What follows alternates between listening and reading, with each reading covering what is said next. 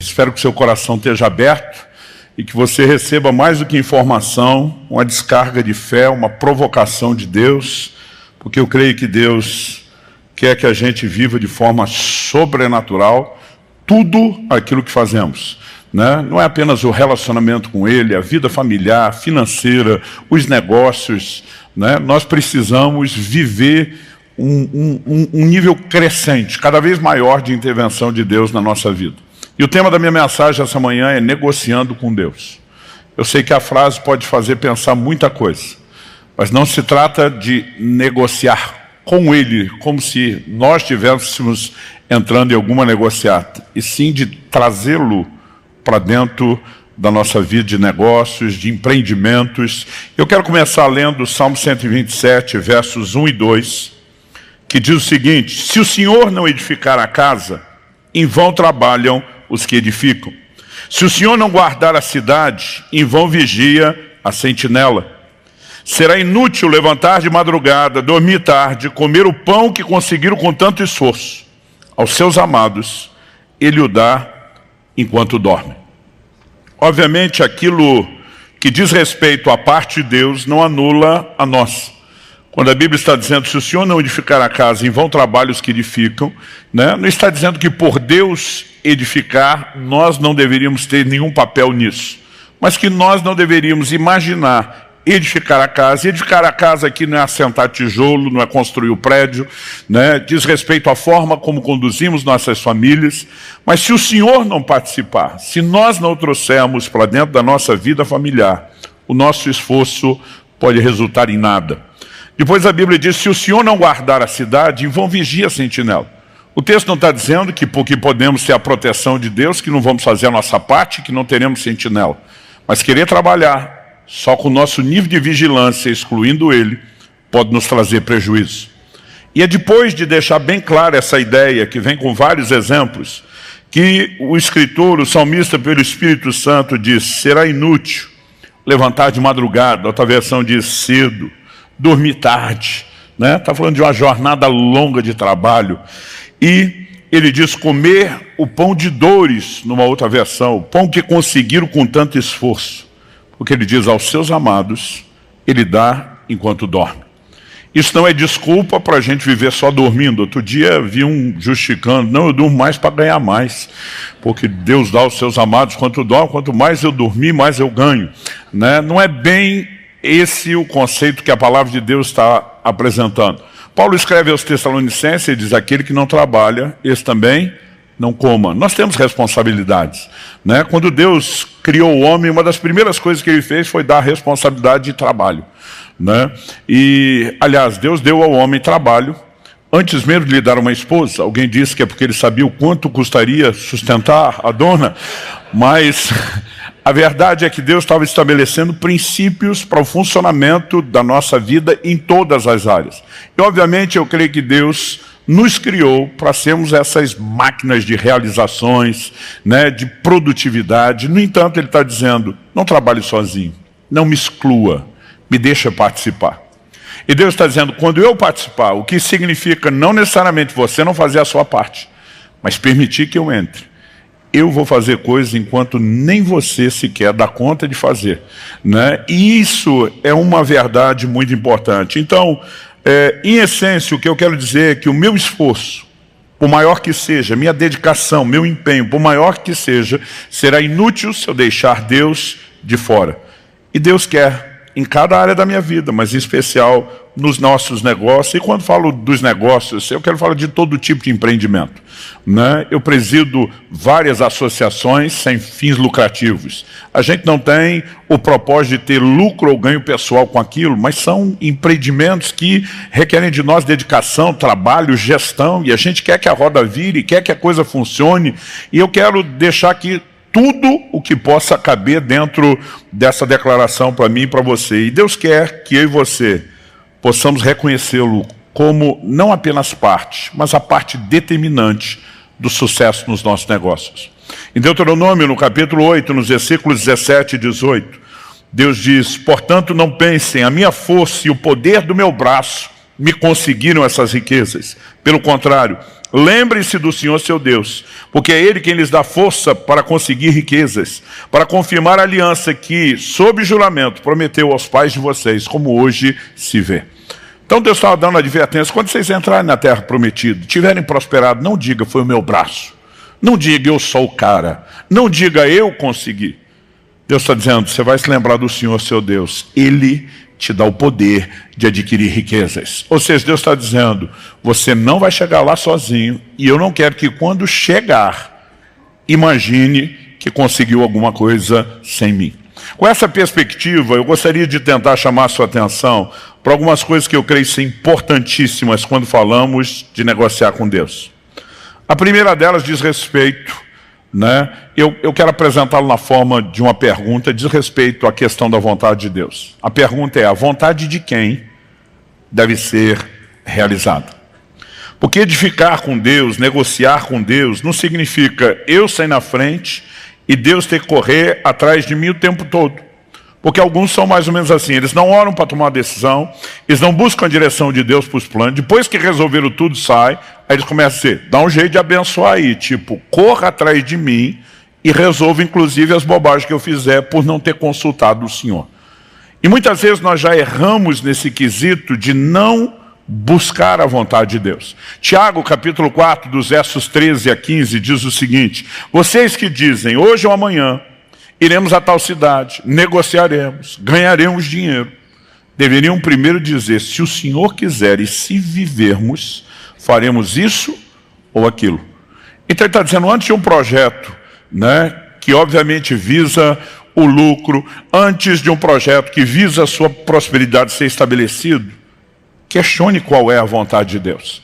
E a vontade de Deus nunca diz respeito só aos negócios.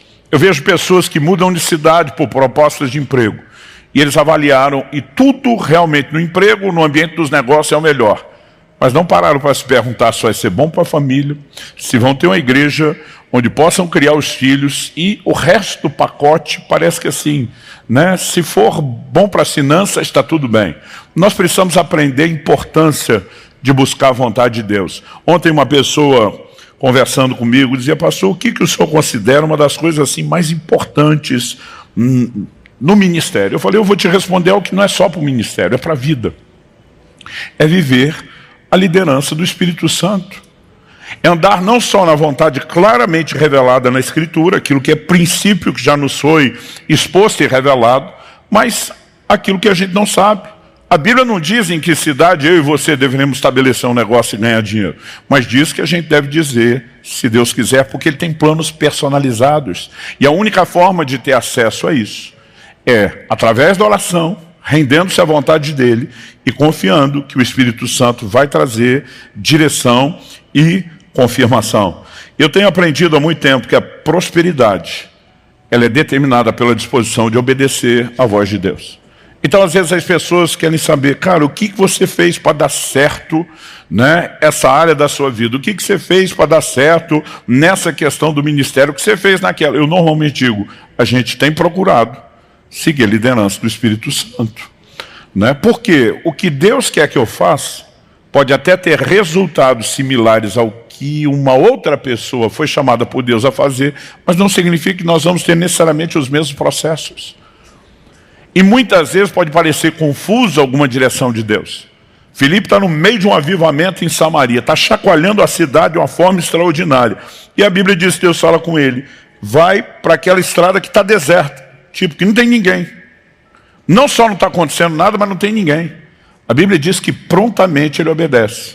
E quando ele chega lá, realmente não tinha ninguém parado por lá. Mas ele chega no timing correto da passagem de uma pessoa. E deixa um avivamento de uma cidade inteira por causa de uma pessoa. Ele ganha aquele etíope para Jesus. E a tradição, esse registro não está na Bíblia, mas a tradição, e há muitos registros antigos, indicam que esse camarada espalhou o evangelho por toda a Etiópia. Aquele que parecia um trabalho pequeno, ia determinar o curso não só de uma cidade, mas de uma nação. Muitas vezes nós não sabemos quais são os desdobramentos. E justamente por isso nós temos que confiar em quem sabe e viver a liderança dele. Agora, isso não vale apenas para uma direção ministerial, vale para tudo que nós vamos fazer. Gênesis, no capítulo 26, nos versos 1 a 6, sobreveio fome à terra, assim como tinha acontecido nos dias de Abraão. Então Isaac foi a Gerar encontrar-se com Abimeleque, rei dos filisteus. O Senhor apareceu a Isaac e lhe disse: não desça ao Egito, mas fique na terra que eu lhe indicar. Habite nela e serei com você e o abençoarei. Porque a você e a sua descendência darei todas essas terras e confirmarei o juramento que fiz a Abraão, seu pai. Multiplicarei a sua descendência como as estrelas do céu e a ela darei todas essas terras. Na sua descendência serão benditas todas as nações da terra, porque Abraão obedeceu a minha palavra e guardou os meus mandamentos, os meus preceitos, os meus estatutos e as minhas leis. A Bíblia diz: Isaac, pois, ficou em Gerar. Era o conselho que toda a consultoria da época daria? Não. Mas quando Deus dá uma direção, a gente obedece. Resultado, versos 12 e 13 de Gênesis 26 diz: Isaac semeou naquela terra e no mesmo ano recolheu 100 por 1, 100 vezes mais, porque o Senhor o abençoava. Ele enriqueceu, continuou prosperando e ficou riquíssimo. E você precisamos entender que eu com Deus é diferente de Deus comigo. Você com Deus é diferente só Deus com você. Não é você que sai na frente liderando e Deus é o seu mero sócio ajudante que corre atrás dizendo: sou aqui para fazer tudo aquilo que você determinar. Mas quando nós entendemos que nessa parceria Deus é não só o sócio majoritário, mas o Senhor das nossas vidas, e permitimos que Ele nos direcione, não só por meio de se render a essa vontade personalizada, mas de não nos dobrarmos diante daquilo que é princípio que não pode ser negociado. Então, por exemplo, em Lucas, no capítulo 3, verso 14, Jesus nos sinaliza a verdade.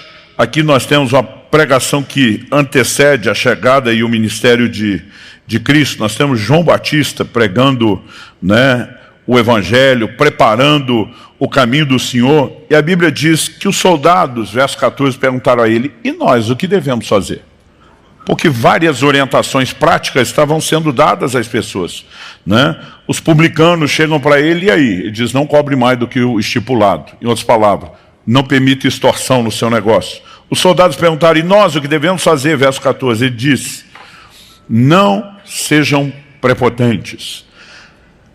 Eu estou lendo a Nova Almeida atualizada. Não façam denúncias falsas e contentem-se com o soldo, com o salário que vocês recebem.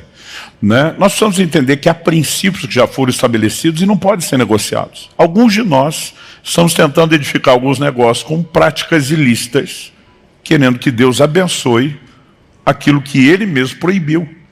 Como esperar que a mão de Deus esteja sobre a nossa vida? A Bíblia diz no Evangelho de Marcos, de um momento, e isso é algo singular, meio fora do curso normal da narrativa bíblica, mas a Bíblia fala de um endemoniado gadareno. Estava possesso de uma legião de demônios. E que na hora de sair os demônios pedem uma permissão a Jesus. Estava no poder dele dizer sim ou não. Ele diz: nos permite entrar na manada de porcos? E eram milhares de porcos. E o Senhor Jesus disse sim. E a Bíblia diz que por conta do que aconteceu, eles precipitaram-se em relação ao mar e a manada toda de porcos morreu. Eu muitas vezes ficava chocado lendo isso. Dizia: Jesus, o Senhor não tinha amor pelos bichinhos que o Senhor criou, não? Não estamos falando de um, de dois. Estamos falando de uma manada enorme, gigantesca. Por que é que o Senhor não interferiu? Por que é que o Senhor não protegeu esses bichinhos? Agora, se você for olhar o preceito da lei vigorando na época, eles não podiam nem criar e nem comer porco. E deixa eu dizer uma coisa: Deus não tem nenhum compromisso de abençoar negócios ilícitos que são contrários à sua palavra e aos seus princípios. E muitas vezes nós estamos querendo que Deus proteja o que Ele diz. Eu não posso ter nenhum compromisso de proteger isso dos ataques do inimigo. Quem está entendendo? Alinhar-se à vontade de Deus vem desde os princípios claramente revelados na Escritura até a disposição de eu e você andarmos debaixo dessa liderança e da orientação do Espírito Santo. Em Deuteronômio 28, de 1 a 14, Deus está dizendo: se você atentamente ouvir a minha voz e guardar os meus mandamentos, os meus estatutos que hoje eu te ordeno, eu vou te abençoar. Eu vou te abençoar na cidade, eu vou te abençoar no campo, eu vou abençoar a sua linhagem, eu vou abençoar o seu gado, eu vou abençoar se você andar em obediência. Mas de alguma forma a gente tem relativizado a obediência e muitas vezes estamos dizendo quase para Deus: se o Senhor me abençoar, talvez eu obedeça. Deus está dizendo: não, a regra do jogo é diferente. Se você me obedecer, é que eu te abençoo, e não o contrário. E quando a gente começa firme nessa disposição de dizer vamos construir dessa forma, né, tudo muda. E deixa eu falar algo difícil de você digerir. Se quando Jesus diz, dai a César o que é de César, assim como ele disse, dai a Deus o que é de Deus, se não fosse possível praticar isso sem quebrar um negócio, o que Jesus falou não seria verdade, ou no mínimo não seria justo. E se alguma coisa do que ele falou, uma só, qualquer, não pudesse ser levada ao pé da letra, por que é que o resto seria? Se alguma parte do que ele falou não é digna de confiança ou credibilidade, ou vai ser colocado em xeque, ou a gente diz, não, valia para aquela época, mas não para hoje, por que é que o resto vale? A verdade é que eu e você vamos precisar de um nível de fé, de que andar debaixo da palavra e da vontade de Deus nos permite viver de forma extraordinária, sobrenatural, e a intervenção de Deus. Quem está entendendo, diga amém. Segundo lugar, outra pergunta: o propósito de quem deve ser alcançado? Pastor, o propósito e a vontade não é a mesma coisa? Não. Eles muitas vezes se mesclam, se misturam nesse trajeto, mas é muito importante que a gente entenda a vontade como um plano previamente estabelecido. E no meio desse processo, onde todos nós vivemos em sujeição ao governo de Deus, ao seu senhorio, Deus tem aquilo que nós vamos chamar de um plano personalizado. E o propósito dele na vida de um não é necessariamente igual àquilo que ele tem na vida de outro. E nós não podemos viver nos comparando. Jesus diz a respeito de Pedro, sobre com que tipo de morte ele haveria de glorificar Deus. A Bíblia diz que Pedro está andando com Jesus na praia. Ele olha e João vem seguindo. E ele pergunta para Jesus, e com esse aí, o que é que vai rolar? Jesus olha para ele e diz, eu quero que ele permaneça até que eu venha. Isso lá é da sua conta, Pedro. Pastor, na minha Bíblia não está desse jeito, não é da sua conta, ok. Né? O Jesus diz, o que te importa? O que te importa? Ele diz, isso é entre eu e ele. Com você eu tenho um projeto. Com ele eu tenho outro projeto. Os projetos não são iguais e não se comparem. É o que eu e você precisamos entender de uma maneira muito específica, esse aspecto personalizado. Então, eu creio de todo o meu coração, daqui a pouco eu quero definir um pouco o significado de prosperidade, mas eu creio de todo o meu coração que Deus quer nos fazer prosperar. E antes de chegar na definição, eu quero também te adiantar o seguinte, mas a bênção flui quando nós estamos dentro do propósito de Deus. Em Gênesis 28, no verso 15, Deus diz para Jacó, quando ele está lá em Betel, depois da visão que ele tem da escada que liga a terra e céus, Deus diz, eis que estou com você, e o guardarei por onde quer que você for. Farei com que você volte para essa terra, porque não o abandonarei até que eu cumpra aquilo que lhe prometi. O que eu acho curioso é que Deus falou essa frase primeiro. Lá na frente, na hora de voltar para Canaã, de Padã Arã para Canaã, você vai ver Jacó lutando com o anjo do Senhor, que é uma teofania, uma manifestação de Deus, e ele diz assim, não te deixarei enquanto não me abençoares. Eu brinco, se eu estivesse no lugar de Deus, eu ia dizer, essa fala é minha, e eu falei primeiro, porque Deus já tinha dito isso para ele, eu não vou te abandonar até que eu cumpra aquilo que eu te prometi. Deus está dizendo, eu não te deixo até que o propósito se cumpra, você pode confiar nisso. De alguma forma, ele está dizendo o seguinte, eu que não largo você enquanto o Senhor não me abençoar. E eu e você precisamos entender que a bênção, muitas vezes na nossa percepção, é apenas garantir um bem-estar pessoal. Na percepção de Deus, eu vou cumprir um propósito que terá como efeito colateral essa bênçãozinha menor que você está imaginando. Mas normalmente o que Deus está fazendo é sempre maior. E eu e você precisamos questionar o propósito. Porque muitas vezes o meu e o seu propósito, por falta de percepção, por falta de capacidade, né, por limitação, ele é raso. Mas quando eu e você sintonizamos com o de Deus, a coisa começa a ficar diferente. Gente, muitas vezes nós ficamos olhando para pessoas prosperar, a gente pensa, puxa, o cara escolheu a área certa do negócio, eu escolhi errado. Não, o cara estava na cidade certa, eu estava na errada. O cara pegou o timing correto, o meu estava errado. Mas deixa eu dizer para você, quando eu olho para José, vendido pelos seus irmãos, entra no Egito como escravo. Na casa de Potifar, a Bíblia diz que Deus o fez prosperar.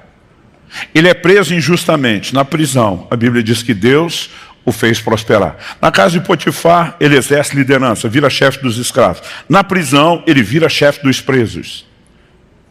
Ao que eu e você precisamos entender é que a provisão de Deus, a bênção de Deus, não depende de oportunidades, mas de uma convicção de que Ele está conosco. Abraão precisa separar de Ló, que era uma coisa que ele não devia ter feito desde o início. Deus diz, deixa tua terra, a tua parentela, e diz, vou largar todo mundo, mas esse menino sem pai, esse sobrinho precisa de mim, eu vou levá-lo. Enquanto Abraão não se separou de Ló, Deus não voltou a falar mais nada para ele. Muitas vezes nós estamos pedindo que Deus dê liderança, imagina ele olhando para mim e para você, dizendo, você não fez nem a primeira parte que eu falei, por que é que eu vou revelar o resto do plano? Mas quando ele obedece aquela parte, Deus vai voltar a falar com ele a respeito da sequência. Mas na hora de obedecer, eu fico imaginando ele pensando, o que eu fiz? Canaã toda podia ser só minha. Mas agora nós temos que resolver isso. Ele diz, Ló, faz o seguinte, escolhe o que você quiser. Eu fico com a sobra. Vamos parar para pensar numa partilha hoje. Uma sociedade que vai ser dividida. O outro diz, escolhe o que você quiser. Seja a carteira de cliente, seja o patrimônio. Eu fico com a sobra. Sabe o que Abraão está dizendo? Eu não vivo de oportunidade. Eu tenho um Deus que vai me guiar, que vai me fazer prosperar. E não importa as circunstâncias ou oportunidades, meu Deus vai à minha frente, Ele vai criar essas coisas. E você precisamos aprender a ter um posicionamento de fé e de confiança.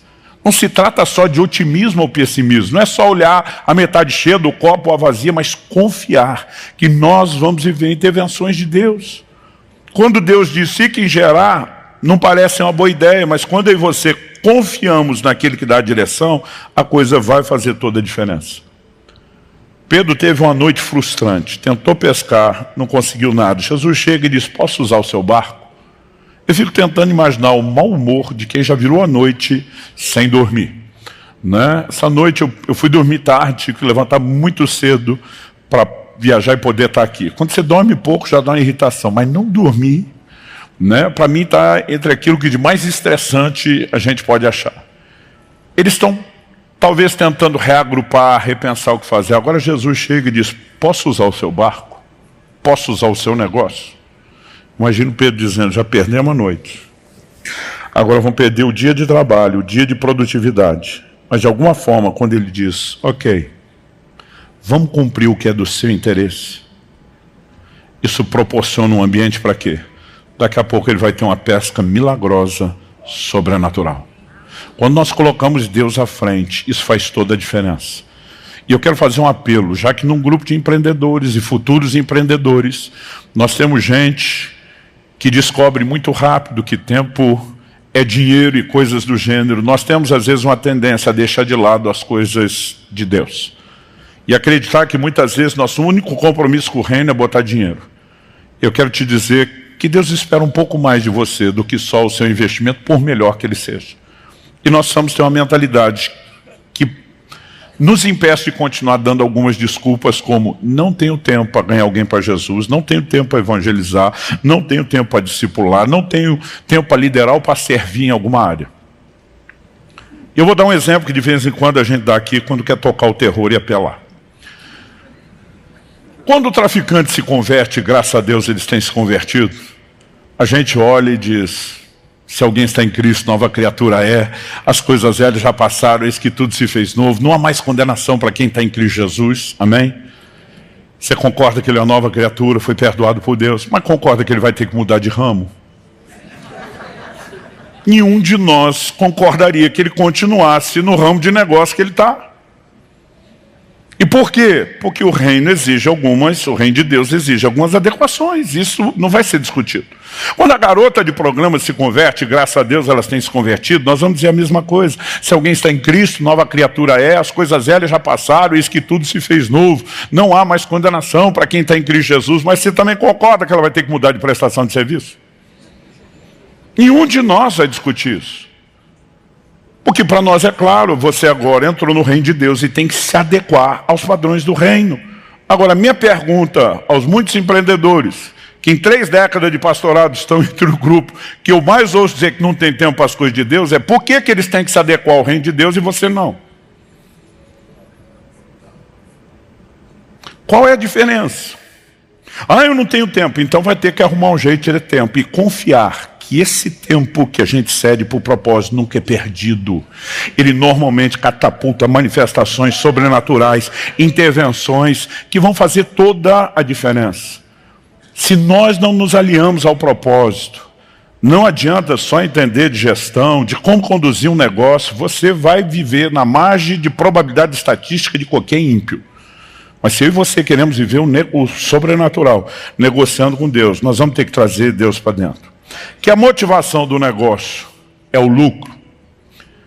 E já descobriram isso mesmo fora do sistema capitalista, que não há uma motivação que torne funcional o mercado que não seja o lucro. E mesmo na Bíblia nós vamos ver textos que falam a respeito disso.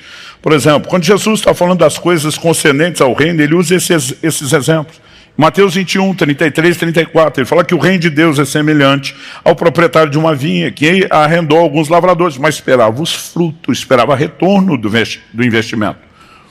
Em Mateus, no capítulo 25, no verso 27, quando nós temos a parábola dos talentos, aquele que foi infiel, o Senhor diz, você deveria ter entregado o meu dinheiro aos banqueiros, e ao voltar eu receberia com juros. Ele está dizendo, não quero dinheiro parado, que não produza, que não trabalhe, que não gere rendimento. Em toda a percepção de negócio, a motivação, é o lucro. Agora, eu e você precisamos nos questionar. Por quê? Se vamos negociar com Deus, queremos o lucro. Porque muitas vezes nós queremos trazer para dentro do nosso negócio, ao negociar com Deus, o poder de gestão, a sabedoria de Deus, o know-how de Deus, a bênção ativadora do sobrenatural de Deus. Queremos que Ele participe de tudo, menos do lucro. De alguma forma, na hora de viver o sobrenatural, nós clamamos e diz, Deus, esse negócio não é meu, antes de mais nada é seu, mas na hora que vem o resultado, o Senhor sabe que é meu.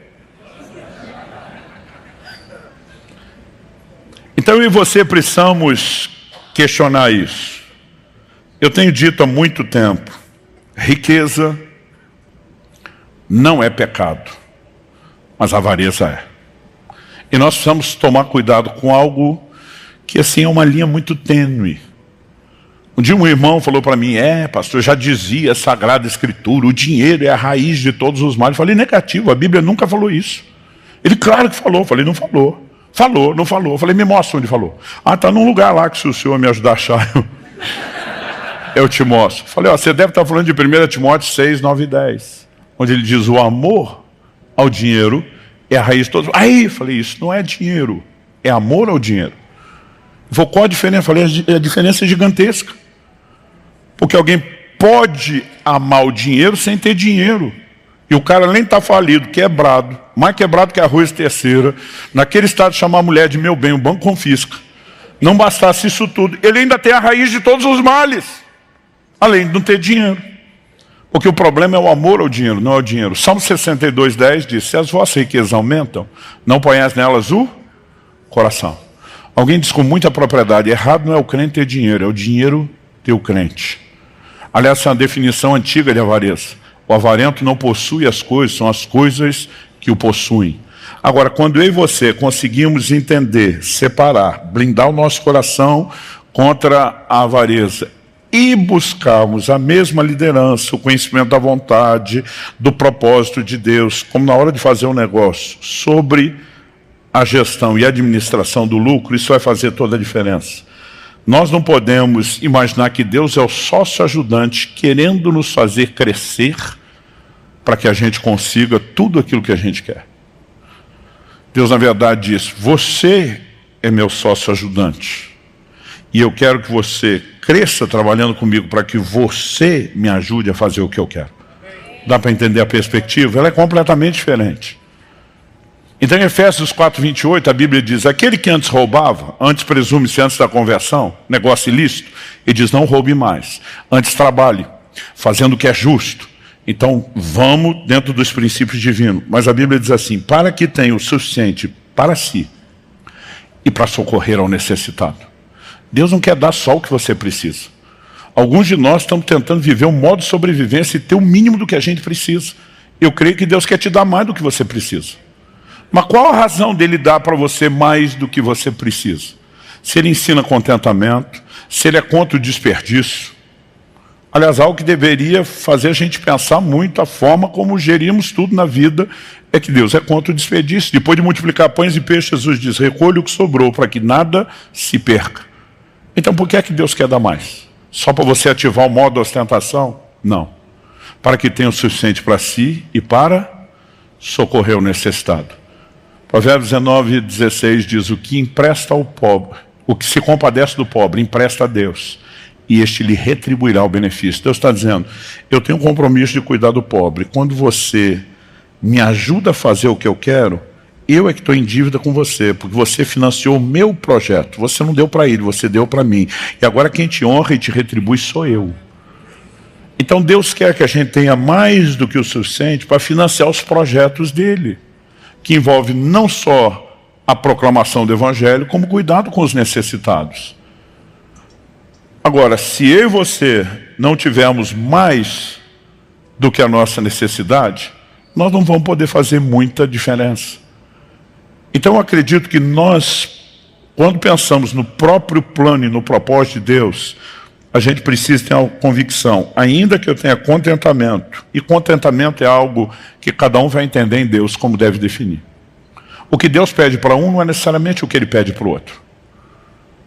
Algumas restrições, alguns direcionamentos, isso muda de pessoa para pessoa.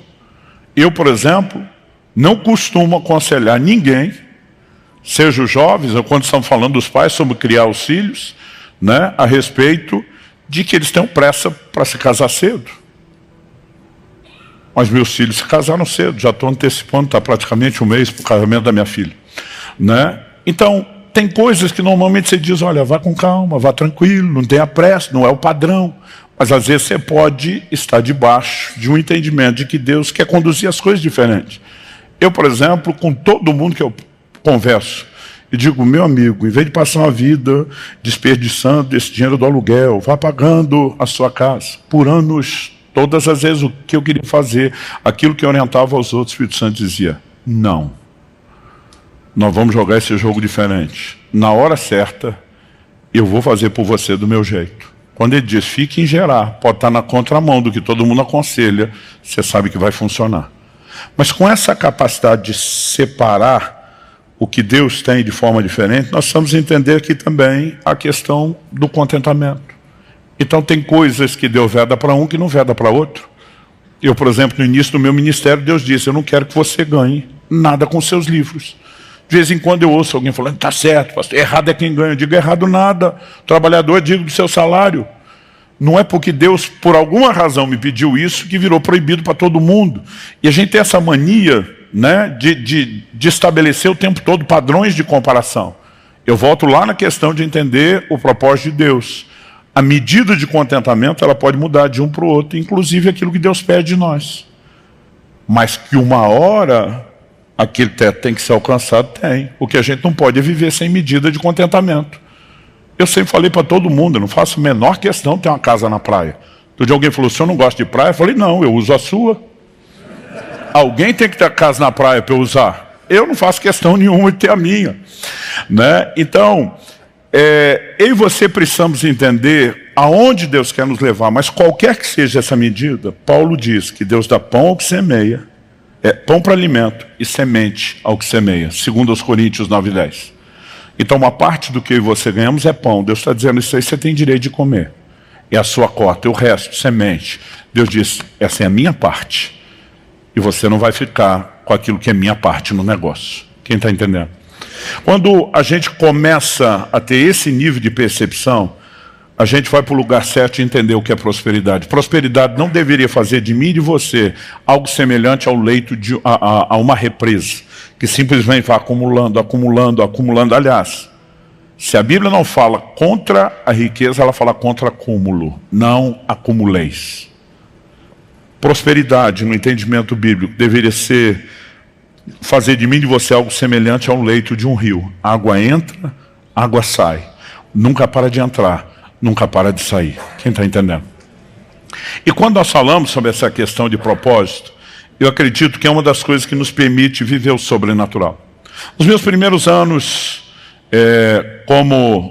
como pastor, morava ainda em Guarapuava, aqui mesmo no interior. E eu me lembro de um dia que eu estava conversando com um irmão, e era simplesmente curiosidade. Eu falei, cara, você é um engenheiro agrônomo, trabalha com plantio, como que funciona a gestão de produtividade? E ele começou a me mostrar o tipo de programa que ele tinha, o que não, o que controlava, o que não, desde em cada área do plantio, eles controlam a quantidade de chuva, o tipo de insumo que se coloca, se a terra tem necessidade de alguma reposição, como calcário, e ele está lá me explicando. Ele falou, com isso, a gente vai conseguindo mapear pelos resultados o que faltou, o que ajudou, e nós vamos mudando. Ele falou assim, e ano após ano a gente consegue ir subindo produtividade.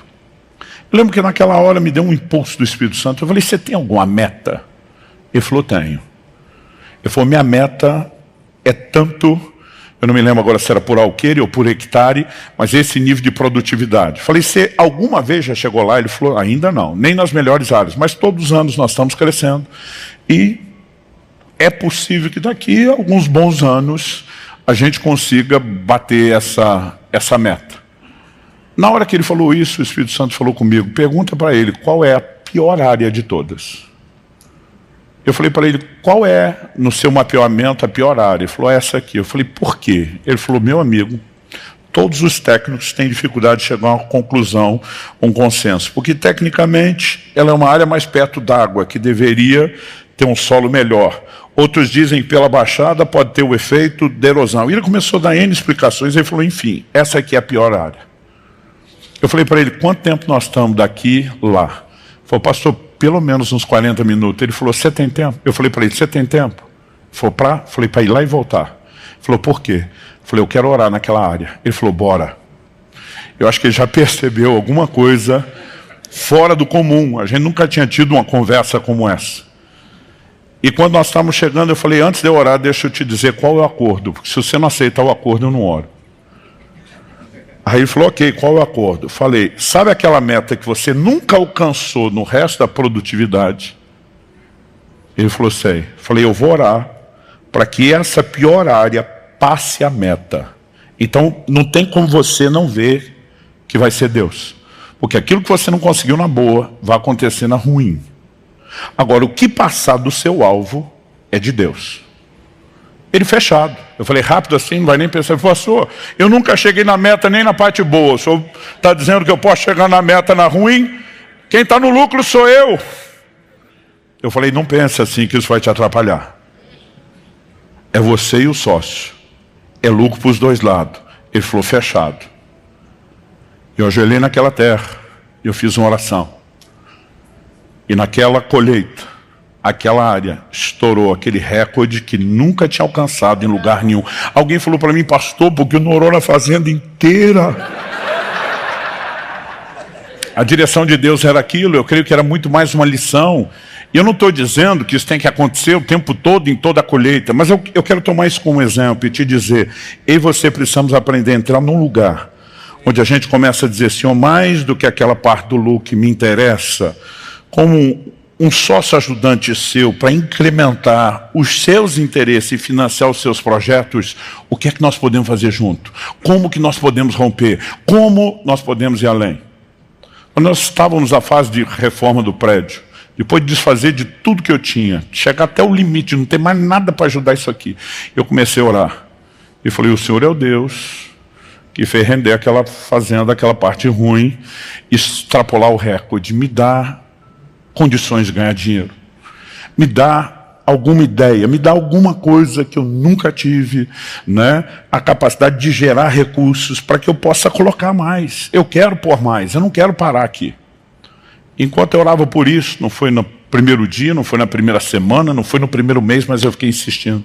Eu lembro do dia onde o Espírito Santo falou de um projeto antigo que eu tinha, e ele sempre me dizia, não é a hora. E ele me disse, chegou a hora. Comece a gravar os cursos online. Ele diz, diferente dos livros.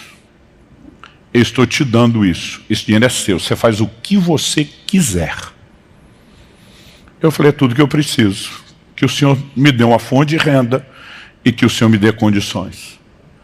Esses cursos que nós começamos a disponibilizar em 2017, nesse momento, eu não sei dizer quantos alunos já passaram. O último dado que eu tinha, nós estávamos já com 100 e tantos mil alunos na nossa base, gerando recursos. E a grande maioria disso veio. O que não veio para cá, a minoria tem financiado outros projetos e muitas outras igrejas e interesses do reino.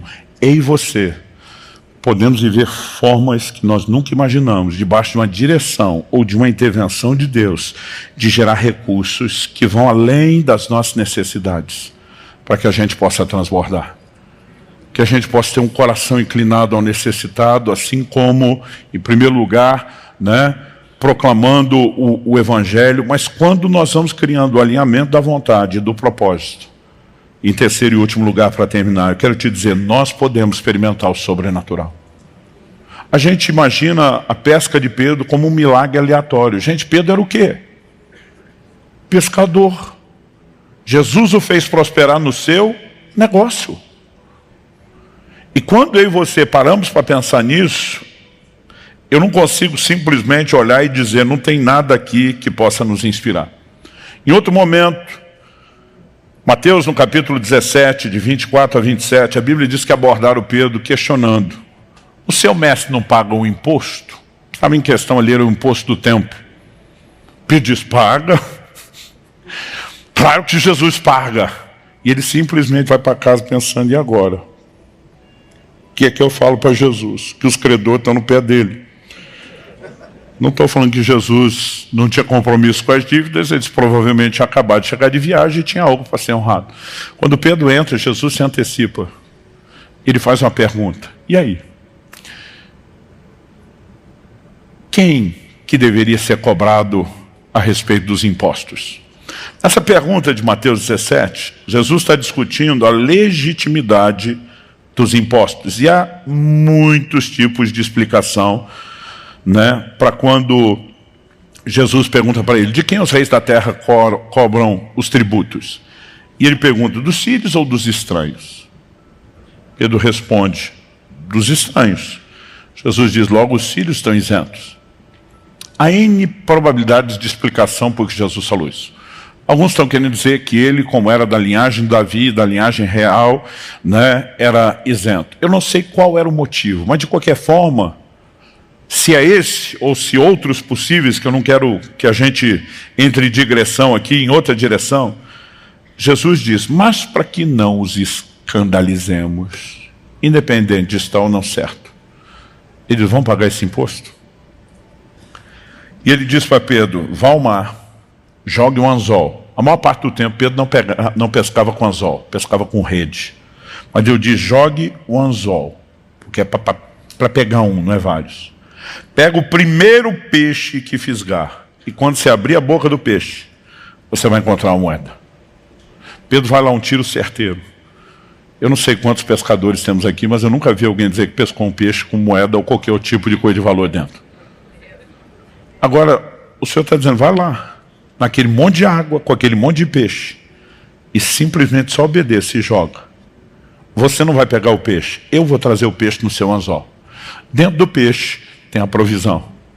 E Pedro foi lá, pescou, tirou a moeda. Só que Jesus diz assim, pega essa moeda e entrega aos cobradores para pagar o meu imposto e o seu. Sabe o que ele está dizendo? Pedro, você está preocupado com os meus interesses? Eu também me preocupo com os seus.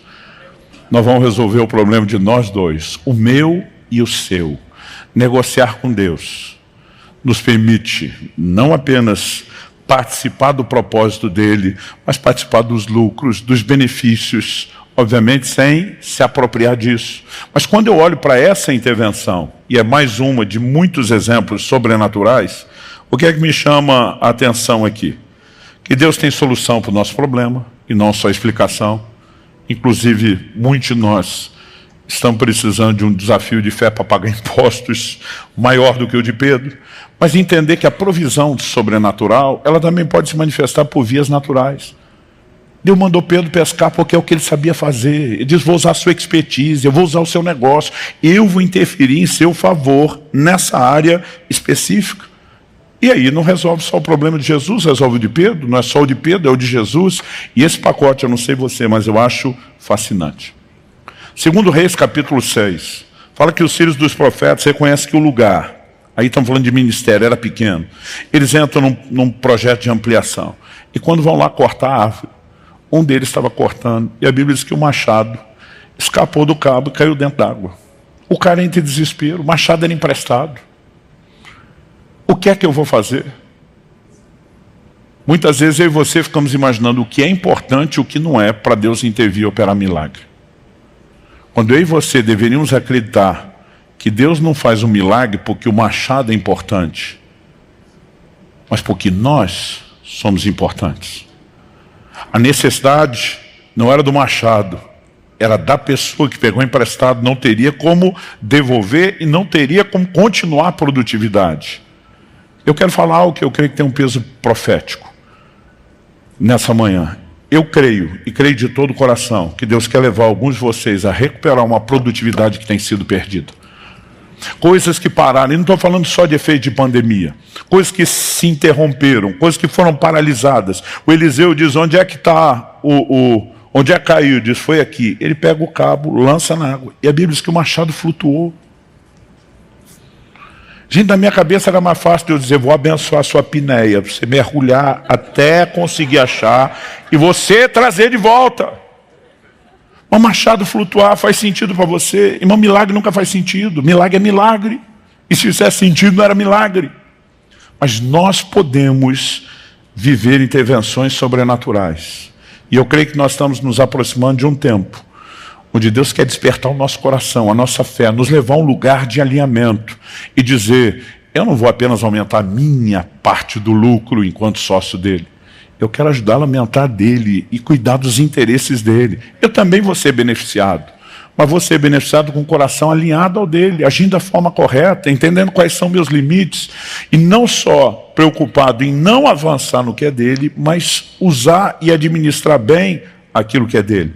Agora, a pergunta a ser feita é, se é possível a semelhança de Isaac, colher em tempos de crise, será que eu e você vamos só sentar, chorar e reclamar que nós estamos num momento econômico de pós-pandemia, que tem uma guerra ou possíveis outras afetando o cenário, ou que as eleições não aconteceram do jeito que nós esperamos, então agora é só esperar o pior? Eu e você podemos trabalhar com toda a previsibilidade humana necessária, mas eu e você podemos entender que nós podemos viver resultados que ninguém mais tem, porque eles não têm o sócio que eu e você temos. Porque eles não entenderam a bênção, o privilégio, a honra, a alegria que é de negociar com Deus. E eu quero terminar fazendo duas coisas. Em primeiro é provocar a sua fé e a sua resposta a esse lugar. Se Deus abençoou um Potifar, gente, que era um senhor ímpio, por amor a José, que está lá só como escravo trabalhando. Você já parou para pensar o que ele não pode fazer pelo negócio de José? Eu não sei você, mas minha fé fica empolgada. Se o ímpio para quem nós trabalhamos pode prosperar por causa de nós, e quando nós, com o mesmo coração e disposição, estamos dedicando a servir ao Senhor, por que não podemos viver intervenções extraordinárias? No Salmo 114, do verso 12 ao 15, tem uma oração que eu faço desde a minha adolescência.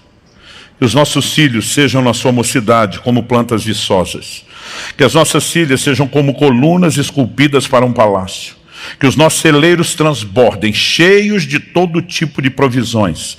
Que os nossos rebanhos produzam a milhares e a dezenas de milhares em nossos campos. Que o nosso gado seja fértil e as vacas não percam as suas crias. Não haja gritos de lamento em nossas praças. Bem-aventurado o povo a quem assim sucede. Sim, feliz é o povo cujo Deus ou cuja nação é o Senhor. Normalmente a gente fala da nação cujo Deus é o Senhor, só falando de gente que professa fé. Aqui a Bíblia está falando de um povo que experimenta as intervenções de Deus na sua casa, na sua família, nos seus negócios, que está alinhado ao propósito, que vive o sobrenatural. E ele vai dizer, feliz é a nação cujo Deus é o Senhor, é quando Deus é o sócio para valer, e está presente, e participa, e faz diferença. Mas não é algo que a gente apenas professa nominalmente. Agora você consegue imaginar, se um exército de nós começar a viver os seus negócios como sócios de Deus, o impacto que nós podemos produzir na nossa própria economia e na economia do país? Eu acredito que está chegando um tempo onde Deus vai cumprir aquilo que é repetido nas Escrituras. Ele vai tirar do ímpio para depositar na conta do justo. Mas não vai ser qualquer justo. Deus está procurando os bons mordomos. Deus está procurando aqueles que decidiram negociar com Deus, dizendo, se o Senhor não edificar a casa, em vão trabalham os que edificam. Se o Senhor não guardar a cidade, em vão vigia a sentinela. Inútil vos será levantar cedo, repousar tarde, comer o pão de dores, porque aos seus amados Deus dá enquanto dorme. Eu quero lançar um desafio para você. Eu sei que muitos de nós estamos em fases, estágios de maturidade diferentes. Nós temos aqui gente nova convertida, nós temos gente que está servindo a Deus há muito tempo.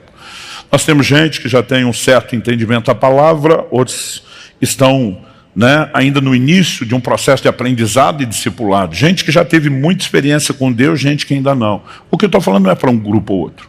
Talvez a forma como cada um de nós podemos viver isso seja diferente.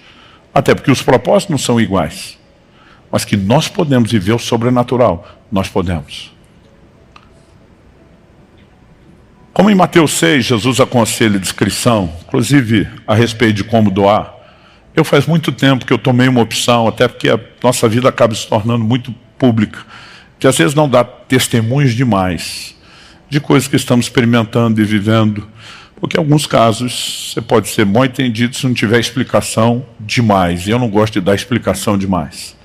Mas tem sido tão precioso, tão extraordinário ver o que Deus pode fazer, a maneira como Ele pode prover recursos para que a gente coopere com os planos dEle. Eu acabei de voltar de 2 semanas em Portugal. Nós inauguramos a nosso alcance em Braga, no norte de Portugal. Eu fiz uma oração a Ti, Deus, eu gostaria de voltar. Entre outras coisas que eu quero fazer e ajudar esse trabalho lá.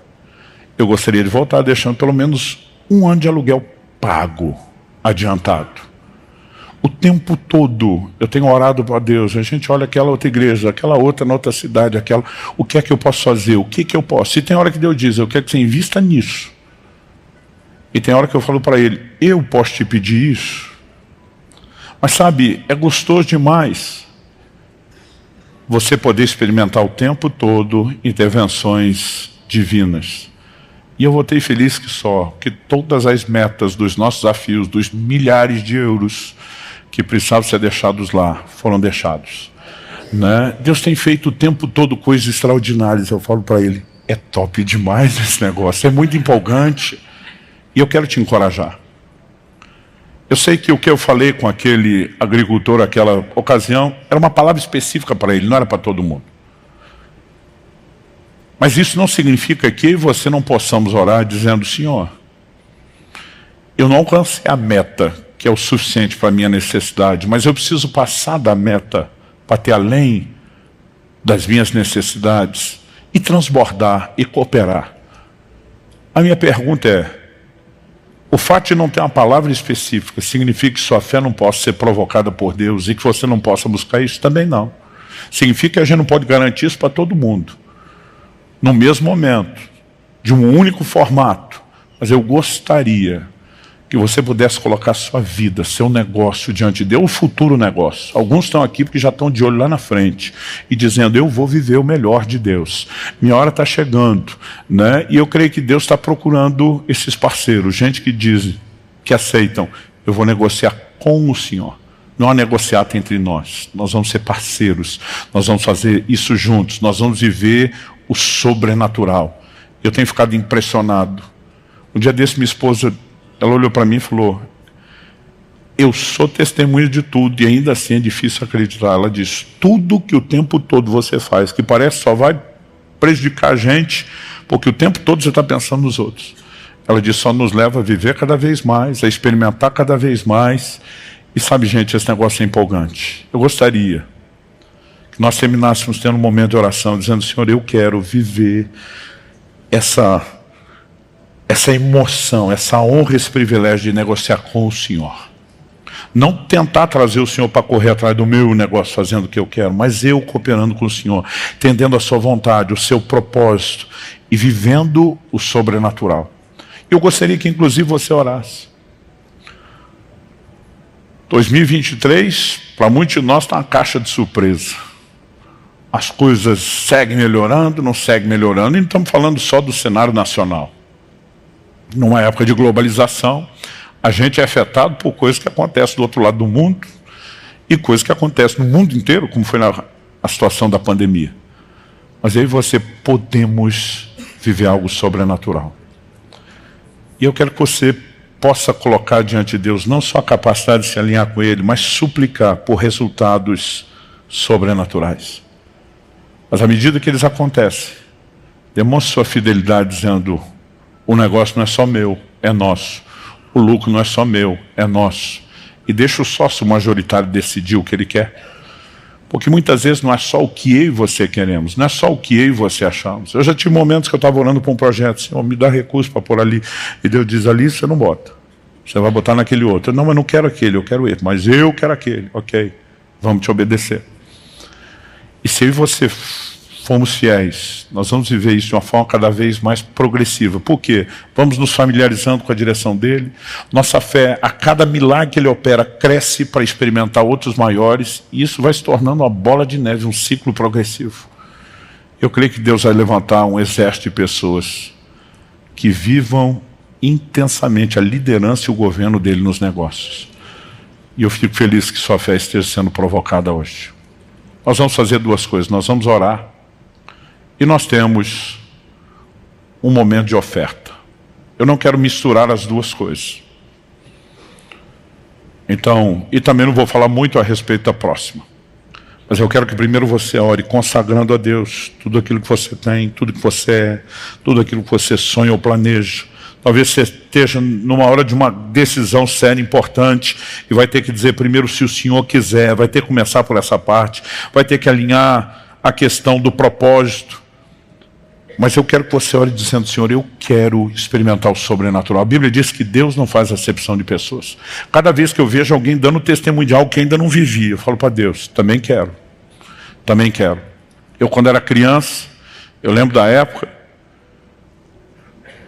que refrigerante como a Coca-Cola, se conseguisse beber, era só no domingo. O que a gente chamava de família era de 1 litro, que era para a família inteira. Então eu lembro que lá em casa, quando fazia divisão, era 200 ml, o copo 200 ml. Normalmente era o copo do requeijão. Eu e meus irmãos, a gente colocava o copo um do lado do outro, mamãe ia colocando e a gente fiscalizando. Não, pôs mais para ele, põe aqui. Não, e o outro falava: agora passou o dele. E aí, mamãe tinha que fazer aquilo. Ninguém queria sentir menos que o outro. E eu falo para Deus: até hoje eu sigo o treino. Quando eu vejo o copo do outro mais cheio, eu digo: também quero. E eu e você precisamos acreditar que, ainda que ele tenha propostas diferentes, propósito diferente, corrigindo, ele não tem um amor diferente. Cada um de nós tem todo o direito de viver o sobrenatural e a intervenção. Elas não precisam ser iguais, mas nós vamos viver essas declarações, Deus dizendo: eu intervenho, você não está sozinho, nós estamos juntos, você chama a minha atenção, eu ouço a sua voz e eu quero que você ouça a minha. Gente, isso é empolgante demais.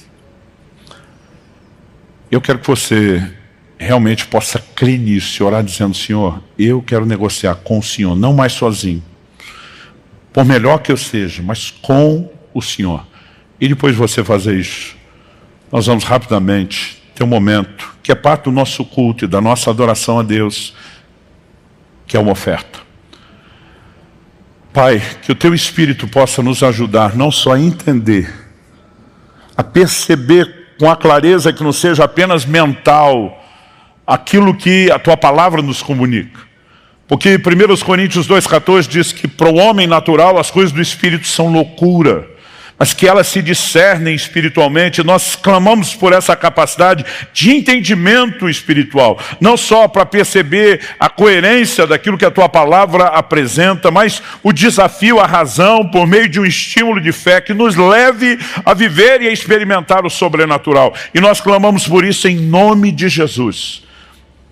Romanos 10:17 diz que a fé vem por ouvir e ouvir a tua palavra. Eu oro que nessa manhã possa haver, ó Deus, mais do que informação ou alinhamento doutrinário, que a fé seja despertada, provocada e ativada num novo nível. Mas acima de tudo, ó Pai, que possamos entrar nesse lugar de uma profunda sujeição ao teu senhorio, ao teu governo, à liderança do teu Espírito Santo, e não apenas alinhar o nosso coração à tua vontade e propósito, mas a partir disso vivemos as tuas intervenções. Nós clamamos isso em nome de Jesus. Oramos também, ó Deus, por desafios que talvez o Senhor mesmo esteja gerando no coração de alguns. Alvos que precisam não só ser alcançados, mas ultrapassados, para que possa se transbordar, ó Deus, um investimento maior naquilo que é do seu interesse. Seja a propagação do Evangelho, como a provisão aos necessitados. Senhor, nós queremos caminhar contigo, seguindo a tua direção, e precisamos ir além daquilo que são necessidades pessoais. Nós oramos por dias de rompimento. Nós oramos por um nível de prosperidade que não nos faça semelhante a uma represa, mas sim ao leito do rio. Que não haja acúmulo, mas que o tempo todo haja recursos entrando e saindo, sem parar de entrar e nem parar de sair. Para que dessa forma possamos cumprir a tua vontade. Eu oro que nesse momento o teu Espírito possa gerar aqueles desafios, aqueles estímulos que talvez sejam personalizados, a respeito de determinados alvos que podem ser gerados ou alcançados em oração, para que se faça mais para com o Senhor. Isso é o que só o Senhor pode fazer no coração de cada um. Mas nós oramos, seja aqui ou a partir desse momento, que haja sensibilidade à tua liderança e à tua voz, em nome de Jesus. Se você crê e concorda, diga amém. Se você recebe essa palavra, diga eu recebo, em nome de Jesus. Confira esta outra linda pregação, que pode tocar seu coração e inspirar sua fé.